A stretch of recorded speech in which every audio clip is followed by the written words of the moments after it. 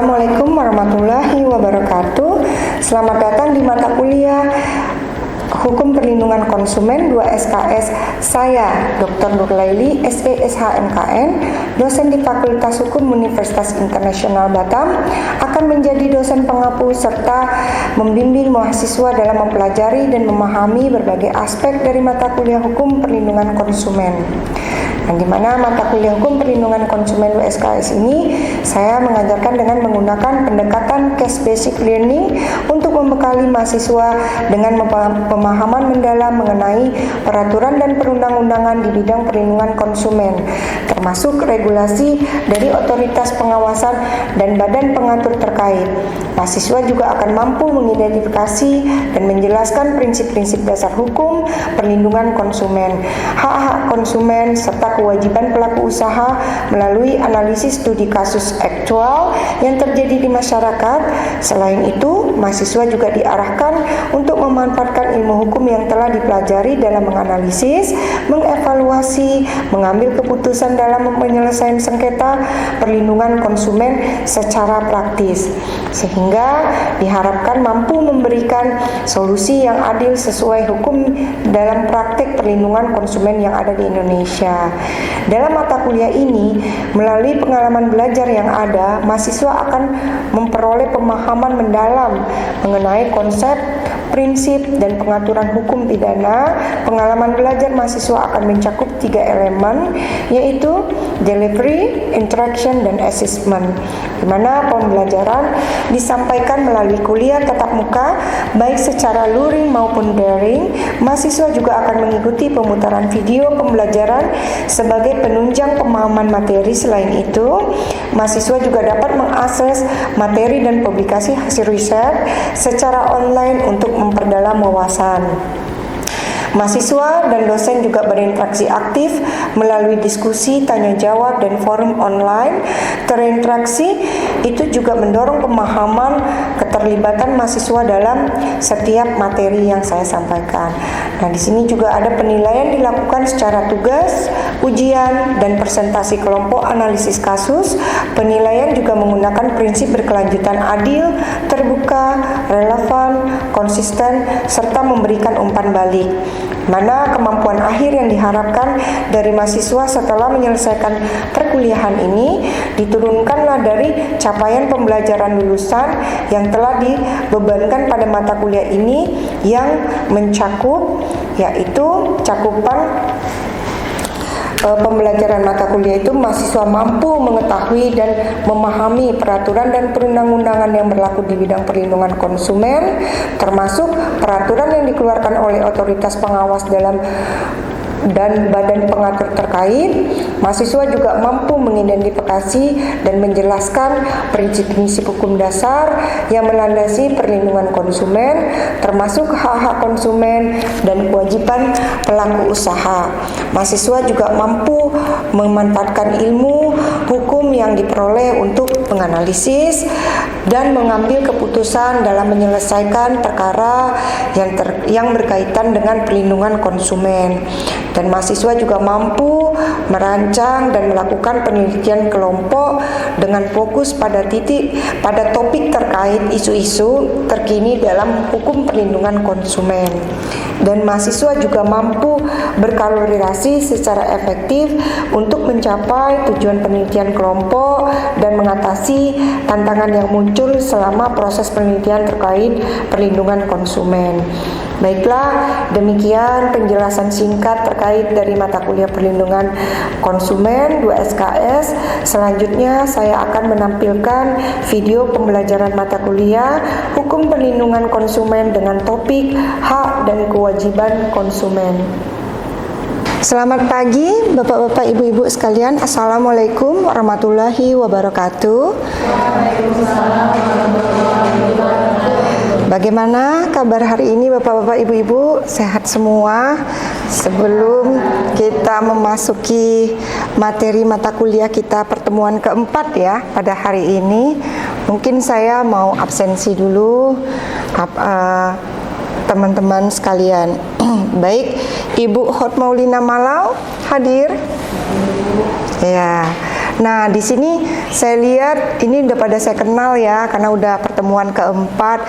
Jadi nanti teman-teman yang lain yang nggak hadir itu nanti di-share ke grup aja ya, untuk absensinya, surat izinnya. Baik, bagaimana dengan pertemuan ketiga kita kemarin? Apakah sudah bisa dipahami materi yang telah saya sampaikan di pertemuan ketiga? Apakah ada yang ingin ditanyakan? Baik, untuk mempersingkat waktu, kita masuk aja langsung ke materi pertemuan kita yang keempat, itu hukum perlindungan konsumen tentang hak dan kewajiban konsumen. Baik. Konsumen Indonesia, banyaknya masalah-masalah konsumen yang sangat memprihatinkan masyarakat pada saat itu belum terakomodasi dalam penyelesaian, baik itu secara mediasi maupun litigasi. Ya, di sini pelaku usaha merasa di atas segala angin dan bersikap semena-mena terhadap konsumen. Nah, kurangnya pengetahuan konsumen. Nah, bagaimana kurangnya perhatian pemerintah terhadap konsumen. Nah, liku-liku tersebut mendorong Yayasan Indonesia pada saat itu ya, tahun 1970 untuk membuat lembaga swadaya masyarakat yang peduli terhadap konsumen, masyarakat, pemerintah untuk dibentuk Undang-Undang Perlindungan Konsumen. Nah, di sini sehingga dibuatlah peraturan Dewan Perwakilan Rakyat, yaitu DPR, mengesahkan Undang-Undang Nomor 8 tadi yang telah disebutkan oleh siapa? Nadia, itu nomor 8 tahun 1999 tentang perlindungan konsumen. Nah, selanjutnya di sini kita masuk ke hak-hak konsumen yang dilanggar pada era 1970-an. Nah, apa aja hak-hak yang dilanggar pada saat itu? Yaitu hak untuk memperoleh kebutuhan pokok, seperti untuk memenuhi kebutuhan pokok harian, ya kan, menyangkut pengadaan barang, harga barang, mutu barang, dan pelayanan, sehingga pelaku usaha bersikap semena-mena terhadap konsumen. Di sini ada juga hak-hak yang dilanggar, yaitu hak atas keamanan dan keselamatan. Nah, dikarenakan kondisi konsumen yang masih rentan dari aspek ekonomi maupun sosial, seringkali pelaku usaha ini mengabaikan hak dan keselamatan konsumen terhadap barang dan jasa yang dihasilkan pelaku usaha. Selanjutnya ada hak atas informasi, tidak mendapatkan informasi yang benar terhadap produk barang dan jasa yang seharusnya menjadi kewajiban pelaku usaha konsumen. Adapun informasi tersebut terkait kekurangan dan kelebihan produk, tanggal, kadaluarsa, bahan, dan lain sebagainya mengakibatkan keamanan dan keselamatan konsumen yang terancam. Ini contohnya seperti apa hak atas informasi ini? Ada yang tahu nggak? Yang tidak didapatkan oleh haknya konsumen pada saat era tahun 1970. Tidak mendapatkan informasi produk. Ya, silakan. Jadi kalau misalnya contoh untuk tidak mendapatkan informasi, boleh nggak ya Bu, kalau seperti misalnya beli minuman manis, kita beli di supermarket gitu. Pada saat itu warung. Iya, era 1970-an ya. Terus kita tidak mendapatkan informasi komposisi tingkat kemanisannya atau pengawetnya gitu. Nah, itulah yang kita inilah permasalahan yang melanggar sebenarnya pada saat era itu, sehingga konsumen itu tidak mendapatkan seperti minuman yang higienis, yang ada komposisi gulanya berapa, yang tidak merusak kesehatan dan lain sebagainya. Maka dibuatlah peraturan tadi tentang Undang-Undang Nomor 4 nanti tahun 1999. Nanti akan saya jelaskan. Oke, di sini ada hak untuk memilih. Nah, di sini juga dilanggar gitu hak-hak konsumen yang untuk memilih. Nah, konsumen tidak diberi kesempatan untuk memilih terhadap barang dan jasa. Karena pada saat itu produk barang dan jasa tertentu itu cukup banyak dan mendominasi di pasar seperti biskuit, mie, jasa, telekomunikasi dan lain sebagainya. Nah, di sini ada hak yang dilanggar juga, hak untuk mendapatkan perwakilan. Tidak adanya hak untuk menyuarakan kepentingan konsumen yang menjadi fasilitator untuk menyelesaikan masalah. Nah, itu yang menyebabkan konsumen selalu objek dalam pelaku usaha. Selanjutnya ada hak untuk mendapatkan ganti rugi. Nah, pada saat itu tuh tidak hak konsumen itu tidak mendapatkan ganti rugi, hampir tidak ada pada masa itu. Nah, karena pelaku usaha itu selalu merasa posisinya kuat dan konsumen itu di posisi yang lemah. Jadi zaman monopoli pada saat itu ya. Nah, hak-hak konsumen yang dilanggar pada era itu juga ada hak untuk mendapatkan lingkungan yang sehat. Yang tadi seperti saya jelaskan. Nah, itu di sana di sini nih dilanggar, di mana banyaknya industri itu tidak memiliki analisis mengenai dampak lingkungan hidup. Ya kan, pada saat itu menimbulkan terjadi pencemaran lingkungan bagi makhluk hidup, baik itu air kotor, udara, tanah, yang menyebabkan keberlangsungan konsumen atau makhluk hidup. Selanjutnya di sini tidak mendapatkan juga payung hitam, payung hukum konsumen dan lahirnya Undang-Undang Perlindungan Konsumen. Nah, bahwa pembangunan perekonomian nasional pada era globalisasi itu harusnya mendukung tumbuhnya dunia usaha, tapi pada saat itu dimonopoli. Jadi sehingga penjualnya lebih berkuasa daripada konsumen. Nah, bahwa meningkatkan harkat dan martabat konsumen itu, nah di sini perlu meningkatkan kesadaran, pengetahuan, kepedulian, kemampuan, kemandirian konsumen itu untuk melindungi dirinya, gitu ya. Bahwa harus dibuat ketentuan hukum yang melindungi hak-hak atas konsumen tersebut.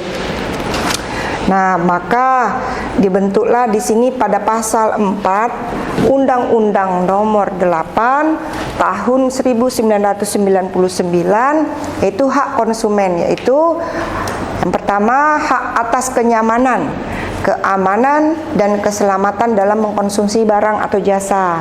Nah, ini contohnya seperti apa?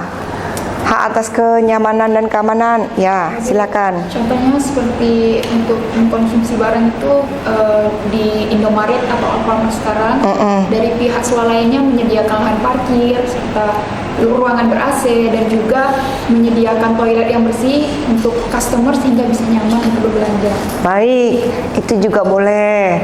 Jadi konsumen itu merasa nyaman untuk arena parkir atau ruangan supermarket yang ber-AC. Nah, ada pelayanan juga kasir atau menanyakan expired barang. Jadi ada yang pegawai pekerja di supermarketnya ya. Baik, selanjutnya kita lanjutkan lagi untuk B, hak untuk memilih barang atau jasa serta mendapatkan barang atau jasa tersebut sesuai dengan nilai tukar dan kondisi serta jaminan yang dijanjikan. Nah, ada yang tahu nggak ini? Bapak Ibu sekalian, contohnya seperti apa? Ya, silakan. Misalnya kita membeli barang elektronik di laptop gitu ya, Bu. Ya. Terus itu kita mendapatkan barang itu harus baru gitu, karena kita belinya juga baru. Terus tuh saat kita menjual, misalnya kita tiba-tiba ingin menjualkan barang itu, jadi nilai tukar itu masih ada dan juga serta jaminan itu seperti kayak garansi, misalnya garansinya 1 tahun. Ya, baik. Terima kasih seperti itu ya, teman-teman yang lain, Bapak Ibu sekalian contohnya. Kita lanjutkan. Hak atas informasi yang benar, jelas dan jujur mengenai kondisi dan jaminan barang atau jasa. Nah, ini contohnya seperti apa? Yo, ada yang tahu nggak?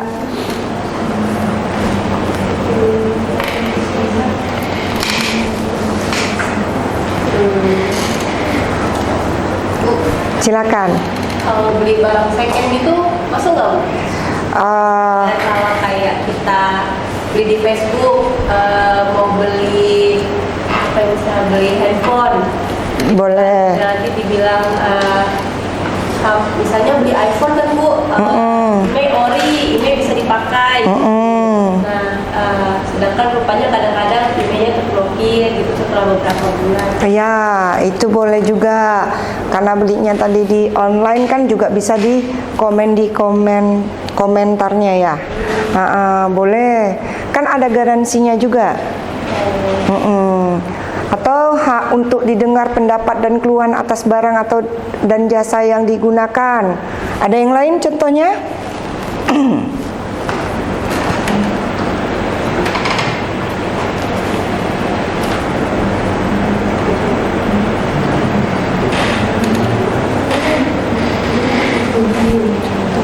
Ayo. Contohnya misalnya kan nggak semua orang punya MacBook misalnya kan. Nah jadi dia berkeluh kesah sama yang jual nih gimana nih cara pemakaiannya. Mungkin dia ada kayak oh ini mungkin beda dari laptop yang lain gitu.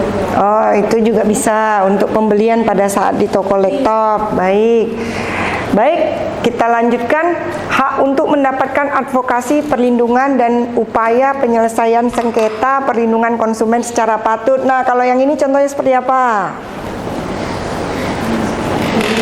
Nah, kalau yang ini contohnya seperti kita membeli sebuah rumah. Nah, sebuah rumah dengan cara dicicil. Nah, bagaimana kita harus mendapatkan advokasinya itu? Contoh, seandainya ditarik rumahnya, kita tidak mampu bayar. Nah, itu bagaimana perlindungan hukumnya terhadap konsumen? Nah, itu bagaimana penyelesaian sengketanya dari pihak pembeli dan developernya. Itu contohnya. Nah, konsumen haknya yang patut. Nah, dia nih sudah membayar DP rumah, contohnya sudah dicicil selama, misalnya dia cash bertahap selama 2 tahun, berarti selama 24 bulan. Nah, selama 24 bulan dia sudah berjalan cicilannya selama 6 bulan. Setelah itu macet. Nah, bagaimana perlindungan terhadap konsumennya? Apakah dia bisa mendapatkan uang yang sudah dia cicil tadi? Bisa harusnya. Nah, nanti bagaimana penyelesaian sengketanya? Apakah dia menitipkan jual kepada developernya untuk di take over ke pembeli yang lain? Dan bagaimana jadinya hak kepemilikan atas rumah yang sudah dikredit tadi? Apakah dipindahkan juga ke atas nama yang lain?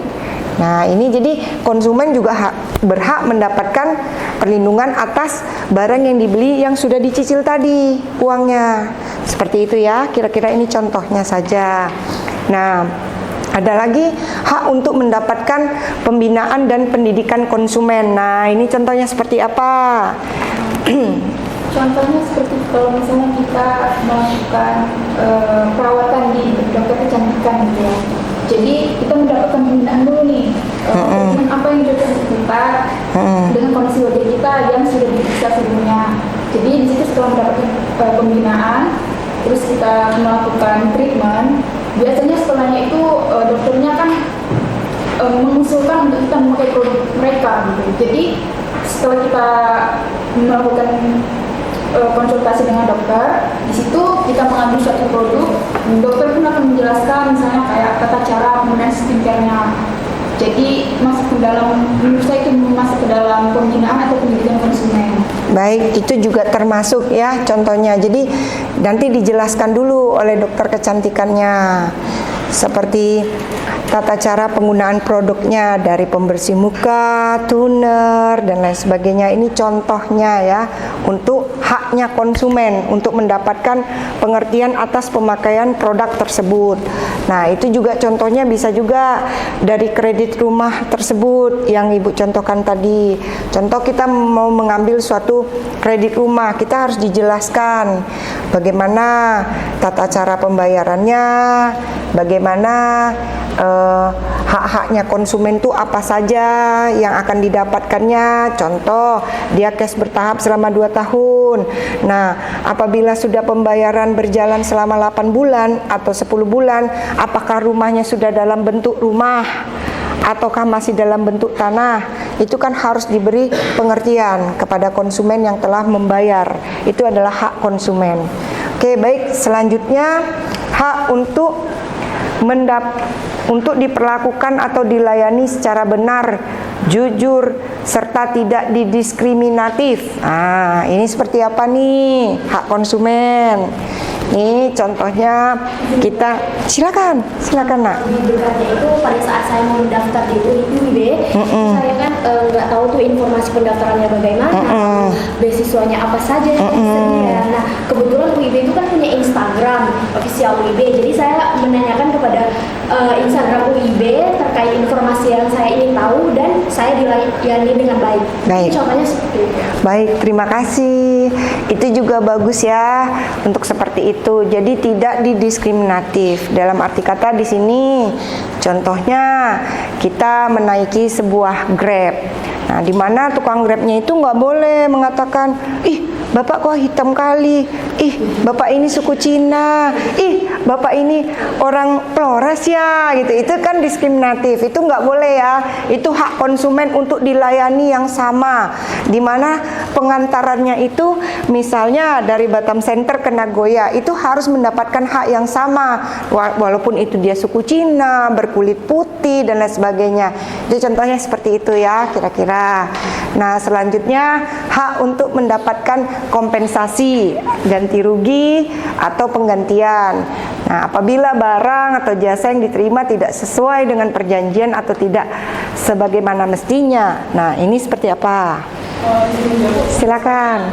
Di dunia customer dan pembeli ya, sekarang sangat relatif dengan menggunakan Shopee. Nah, Shopee itu menyediakan ketika barang udah sampai ataupun misalnya seorang konsumen membeli barang dengan sistem COD atau sistem delivery, itu mereka ada menyediakan kalau misalnya udah sampai, jika memang barangnya sesuai, kita bisa masuk ke aplikasinya untuk penggantian barang ataupun pengembalian barang karena tidak sesuai.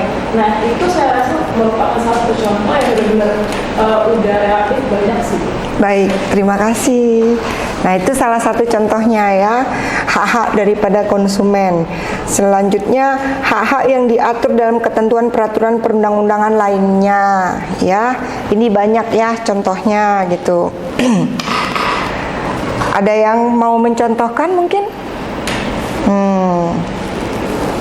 Contoh-contoh case atau permasalahan hak-hak konsumen yang belum tercantum di dalam 1, 2, 3, 4, 5, 6, 7, 8, 9. Nah, itu bisa termasuk dalam ketentuan-ketentuan peraturan lainnya ya, hak-hak konsumen ini.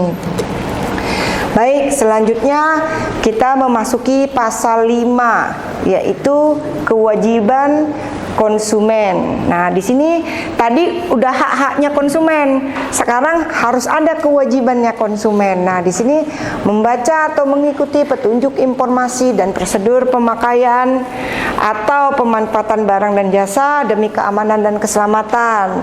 Nah, ini contohnya seperti apa?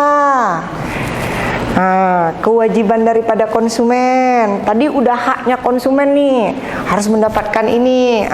Silakan. Contohnya seperti kita kalau berobat, itu kan pasti dokternya mengeluarkan resep obat ya. Itu biasanya ada petunjukan pemakaian obat gitu. Nah, kewajiban kita sebagai konsumen itu ya mengikuti resep obat tadi, misalnya tiga pemakaian konsumsinya 3 kali sehari atau 2 kali sehari gitu. Baik, berarti kelanjutan dari contoh pemakaian skincare tadi. Nah, di mana haknya pasien itu mendapatkan, yang haknya tadi konsumen mendapatkan petunjuk cara pemakaian kosmetik dari pembersih muka, toner, krim malam dan krim pagi. Kewajibannya konsumen adalah mengikuti petunjuk yang sudah diajari oleh dokter tadi ya, dokter kecantikan. Nah, di mana kalau dilanggar itu berarti bukan salah dokternya lagi. Jangan dipakai krim pagi menjadi krim malam menjadi krim pagi, ya kan? Lalu datang kepada dokternya untuk kecantikan untuk dikomplain, jangan ya. Nah, di sini ada kewajibannya. Jadi kalau mau cantik ya harus mengikuti gitu loh ya. Berarti kewajibannya dia harus mengikuti arahan daripada dokter kecantikan tersebut. Nah, dia kan ada step by stepnya yang harus itu. Jadi jangan salah-salah ya. Selanjutnya, beritikat baik melakukan transaksi pembelian barang atau jasa. Nah, ini contohnya seperti apa? Mungkin yang suara yang cowok lagi. Silakan, contohnya seperti apa? Kira-kira beritikat baik dalam melakukan transaksi pembelian barang atau jasa? Jadi seperti saat kita beli barang di Shopee, kadang saya melihat bahwa orang-orang itu sudah memilih COD gitu. Setelah barang datang mereka nggak mau ngambil atau mau bayar. Itu sih, kalau itikat baik kan berarti harusnya ya bertanggung jawab ya. tanggung jawab atas barang yang telah dipesan kan, jadi dari jauh-jauh gitu. Ya. Setelah datang malah nggak mau dibayar atau nggak dibayar. Itu sih. Ya, baik, terima kasih. Itu contohnya ya, beritikat baik itu kalau kita beli barang di online shop. Nah, di sini pembayarannya secara COD di rumah. Nah, sudah kita beli malah pengantarannya atau barang sudah dikirim, orangnya tidak di rumah, tidak bertanggung jawab. Padahal di situ ada nomor handphone yang dikonfirmasi bahwa kita mau mengantarkan barang dan tolong dibayar gitu ya. Itu kewajiban ya, harus dipenuhi. Nah, di sini yang selanjutnya membayar sesuai dengan nilai tukar yang disepakati. Nah, ini seperti apa? Silakan. Misalnya kita janjian nih, janjian beli barang kemudian gitu kan.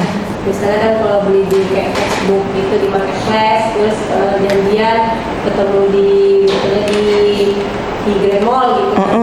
Di mall terus janji mau bayar 500, bawa cashnya harusnya tuh bayar kan sama-sama tuh gitu. Ya sesuai kesepakatan.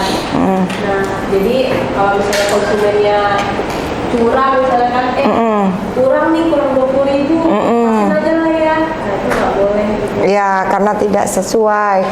Nah, ini contoh lain lah. Contohnya bisa juga membayar sesuai dengan nilai tukar yang disepakati. Contohnya, kita sudah sewa mobil atau sewa motor. Sewa mobil aja deh contohnya, sewa mobil.